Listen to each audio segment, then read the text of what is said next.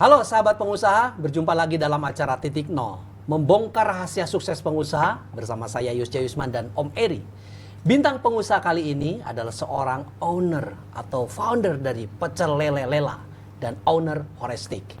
Beliau juga peraih penghargaan Young Inspiring Leader dari Presiden Republik Indonesia tahun 2014. Beliau juga telah mengembangkan bisnis kulinernya lebih dari 15 tahun dan go internasional. Dan beliau juga sebagai penulis buku nasional bestseller pada tahun 2012. Tidak berlama-lama lagi, kita bongkar rahasia sukses beliau bersama Om Eri yang akan membongkar. Ya. Om Eri, kita bongkar saja nih. Baik, Om Yus. Namanya adalah Rangga Umara. Tentu sebuah nama yang tidak asing lagi di telinga kita. Oke Om, kita mulai Om. Ya, terima kasih Om Yus. Ini teman kita ini, teman lama kita Om Yus. Ya. Tahun berapa dulu kita bersama-sama ya? Tahun 2002 ya? 2002 ya? 2002 ya, baru lulus lah. Baru lulus kuliah Kalau waktu saya itu. dari tahun 97. 97. Sudah berkawan. Ya. Kita sama-sama waktu itu bukan siapa-siapa. Waktu tahun 2002 itu. Tetapi setelah berjalannya waktu, Ya. ternyata Rangga Umara ini sudah berubah. Tapi bagi saya, Om Yus, ini bukan suatu hal yang luar biasa kalau dia itu berubah. Ya. Teringat oleh saya tahun 2002 itu, Rangga Umara ini ikut sama saya ketika saya talk show di radio. Ya. Saya supirnya dulu. Sopirnya, sopir gratisan.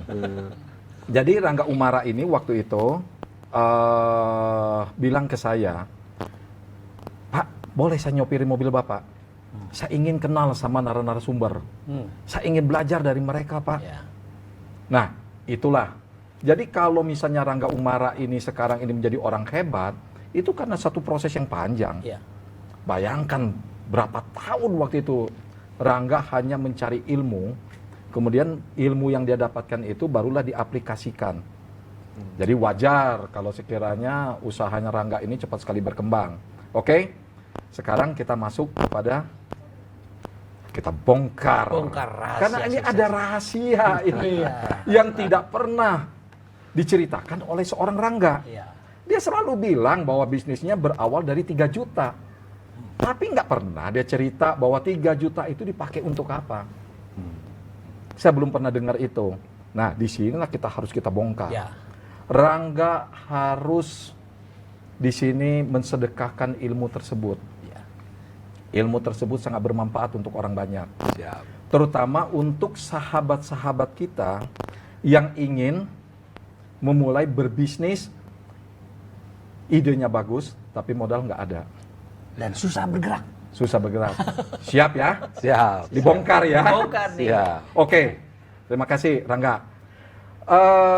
Ada satu cerita Rangga ke saya waktu itu mengatakan bahwa Pak, saya modalnya ini dengan 3 juta.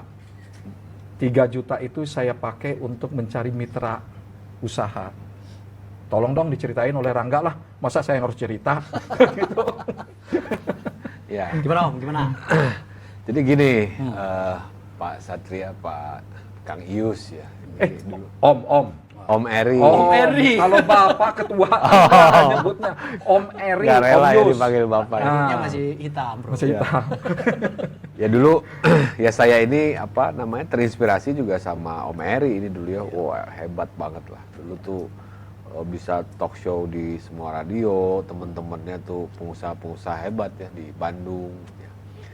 Nah, habis itu ceritanya kita nggak ketemu lama ya, kita nggak ketemu Ya, lama. ada sekitar 7 tahun ya kita 7 tahun, 7 tahun. Nah, saya buka warung makan waktu itu, warung makan Pecel Lela. Nah, itu mulai awalnya memang nggak terlalu rame cabang yang pertama ya. Jadi cabang yang pertama tuh nggak terlalu rame, nggak terlalu bagus. Nah, saya sempat galau juga waktu cabang yang pertama itu karena orang bilang kan katanya jualan apa jadi pengusaha tuh duitnya banyak gitu ya. Waktunya freedom ya pada saat itu ya boro-boro. Yang ada malah waktu habis di warung gitu ya. Terus uang juga makin habis tabungan waktu itu ya. 3 juta itu saya pakai buat apa waktu itu? Ya akhirnya saya mikir gini, ini yang salah ini bukan bisnisnya, gitu. Yang salah ini bukan, tapi lokasinya. Ya. Saya mikir waktu itu gimana dengan sisa uang yang ada, ya saya bisa bertahan. Ya saya rubah strategi, cari lokasi yang lain. Nah saya bikin namanya Gerakan Warung Sepi waktu itu. Ya. Saya jadi nyari, tiap bangun tidur nih Pak, saya tiap bangun tidur tuh, saya doanya semoga ada warung orang yang sepi gitu ya. Nah maksudnya apa? Ya saya ajak kerjasama gitu. Jadi mendoakan warung-warung yang sepi. Bukan, saya niatnya ngasih manfaat. Oke, Saya niatnya ya. ngasih manfaat. Jadi kalau ada warung yang sepi, saya ngajakin dia kerjasama pakai nama Pecel Lela. Tapi yang paling penting itu kan sebenarnya kita mulai dulu yang pertama, karena saya sudah punya prototipe lah istilahnya yang pertama, walaupun sepi. Jadi saya datengin satu-satu gitu ya. Ya awalnya ada yang marah-marah, ada yang bilang, wah kamu pikir saya nggak laku apa gitu ya. Padahal memang nggak laku ya, sepi ya gitu. Ya, tapi saya coba sampai akhirnya ada satu tempat yang ini kawasannya daerah yang bagus gitu, kawasan kuliner lah gitu ya. Karena ini juga milih tempat nih penting. Dulu saya mikir kan orang bisnis kuliner tuh kemana aja asal enak dicari gitu ya. Nah ternyata waktu itu saya salah dan ya saya coba dengan Gerakan Warung Sepi tadi. Nah di warung yang kedua ini sebetulnya itu warung yang kedua Pak. Warung yang kedua ya karena tempatnya udah rame, saya pakai strategi brandingnya waktu itu, produk saya pasang besar-besar gambarnya. Kemudian harga juga saya... Bentar saya potong. Tadi kan yang Gerakan Warung Sepi ini adalah outlet yang kedua. Artinya sebelumnya Rangga udah pernah punya buka usaha? Udah ada dan tutup. Cuma kan tutup pertama itu ya... Waktu itu modal sendiri waktu itu? Modal sendiri. Itu modalnya kecil banget lah. Itu modal seadanya. Jadi yang modal 3 juta yang saya dengar yang selalu disebut-sebut setiap di Rangga lagi diliput oleh media atau apa, yang untuk outlet yang pertama tadi atau untuk outlet yang ini yang apa Gerakan Warung Sepi? Ya ini yang pertama yang kalau dikumpul-kumpul ya karena kenapa Rangga inget 3 juta karena duitnya tinggal segitu-gitunya Pak gitu ya. Nah jadi selalu ingat ya, ditambah ada lagi tambahan misalnya jual jam tangan, jual handphone kayak gitu-gitu nggak dihitung lah gitu ya. Nah di cabang yang kedua ini ternyata langsung rame. Kenapa gitu ya? Karena ya kawasannya kawasan yang strategis gitu ya, kawasan kuliner. Terus ya kita lebih ngejreng sehingga orang ya datang ke situ. Nah dari situ baru mulai memfranchise-kan atau kemitraan Pak. Gitu. Bukan franchise dulu, franchise itu setelah cabang ke-10.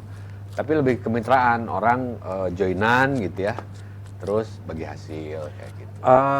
Yang ingin saya bongkar di sini, Rangga, dulu saya dapat cerita dari orang, saya lupa apakah itu dari Rangga atau dari orang. Rangga kan bilang bahwa, Pak, saya dulu itu keliling cari yang warung sepi, kemudian saya ajak dia kerjasama. Kan gitu ya. Nah, itu betul nggak bahwa benar.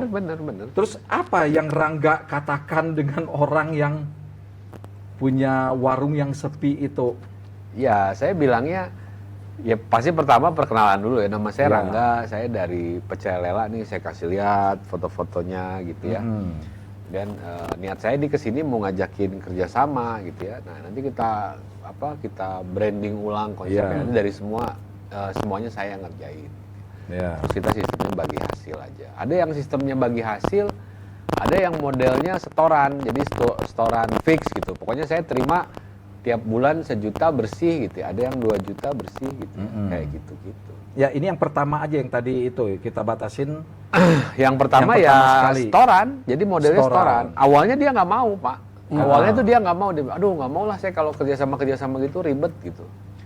Terus dia bilang, tapi kalau misalnya adek mau, manggilnya adek ke saya waktu itu. Tapi kalau misalnya adek mau, ya udah nih pakai semua peralatannya, adek bayar 35 juta, dia bilang.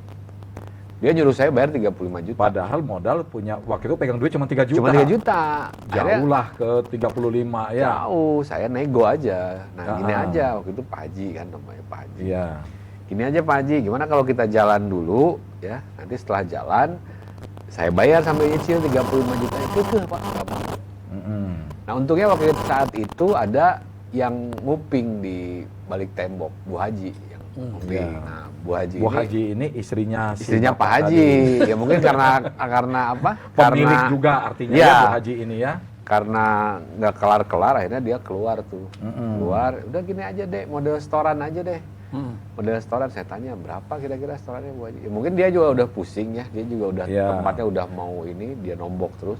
Ya udah ada 1 juta, berani nggak tiap bulan gitu ya. Sebulan 1 juta. Sebulan 1 juta. Nah kira-kira saya nanya berani nggak?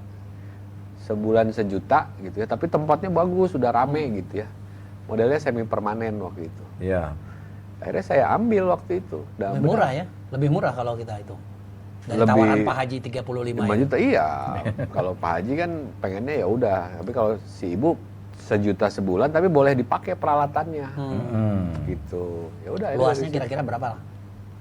Kalau yang pertama kan 3x3, kalau yang kedua ini ya sekitar berapa ya? 4x6. Sempet juga akhirnya saya harus memprioritaskan karyawan dibanding rumah gitu ya. Ya sampai dulu kan saya tinggal di rumah petakan tuh Pak, rumah Iya. kontrakan yang isinya ada ruang tamu, ada ruang tidur, ada kamar mandi dapur jadi satu. Iya. Ya sampai sempat diusir dari kontrakan gitu gara-gara nggak bayar. Nah, pernah diusir. Ya. Ini sesuatu yang harus ditangani dengan lapang dada ini. Ini sudah masuk kepada bagaimana kita memanajemen hati. Mungkin tidak hanya dari bapak kos atau bapak kontrakan ya. Mungkin dari teman pernah dicaci maki, dari keluarga pernah dicaci maki, dari orang tua mungkin Ya. sekolah tinggi Disesali. disesali. Ya, mungkin. Nah, bagaimana cara menghadapi atau memanajemen hati supaya tetap stabil nih, Kang Rangga. Tapi kita akan kembali di episode dan di sesi yang selanjutnya. Tetap di Titik Nol.